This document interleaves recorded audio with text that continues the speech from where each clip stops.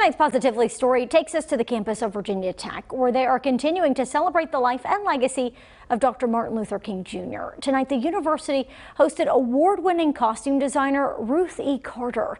WFXR's Kelsey Jean-Baptiste was at the event and shares Carter's message. Guys, a sit-down conversation with Carter tells the story of the African-American or Black experience in art and film. This is not a Black holiday, it's a people's holiday.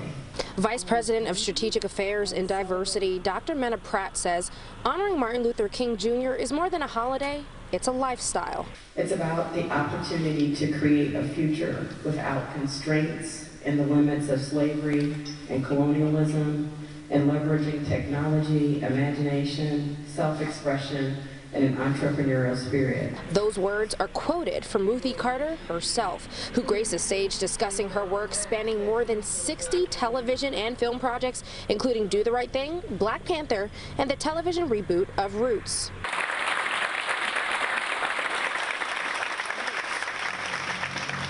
One of the movies she discussed was Malcolm X and how she studied his history to develop costume ideas. I saw all the things that they document, everything. I saw his booking photo, and I knew from Alex Haley's book that, he wore a conch.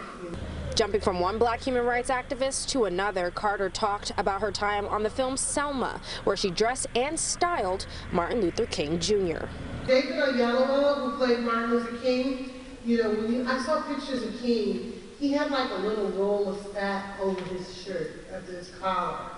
And I was like, that's really important to his character. So I made David Oyelowo shirt collars a little small. The colors, the integrity, absolute integrity with Ruth Carter.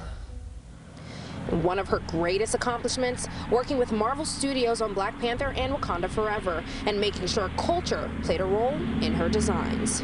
The first movie we made, The Dora Milaje, they have a leather harness that travels around the body and has a back skirt that's made out of leather, honoring the Himba women, the Himba tribe. Carter says next up for her is a massive project exploring the Great Migration of 1925. In Blacksburg, Kelsey Jean-Baptiste, WFXR News. Now, tickets to tonight's event were free. People were simply asked to bring a donation for the food pantry.